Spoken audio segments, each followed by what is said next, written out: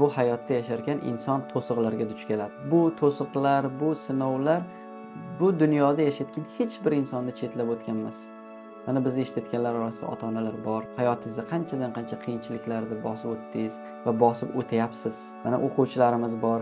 Maktabga borasiz, maktabdan kelasiz. Qanaqa qiyinchiliklar bor, ilm olishni qanaqa mashaqqatlari bor. Mana shu qiyinchiliklar oldida kimlardir ojiz qolar ekan. Bu qiyinchiliklar zo'raygandan zo'rayib oxiri insonni yiqitarkan. Lekin mana shu yiqilgandan keyin qayta tura olganlar g'oliblar. Yiqilgandan keyin qayta o'rnidan turishga jur'at topa olganlar, jasorat topa olganlar bugun g'oliblar. Siz bilan biz ularning rasmlarini bosh ekranlarimizga joylashtiramiz. Ularning videolarini ijtimoiy tarmoqlarda aylantiramiz. Ular kimlar ular?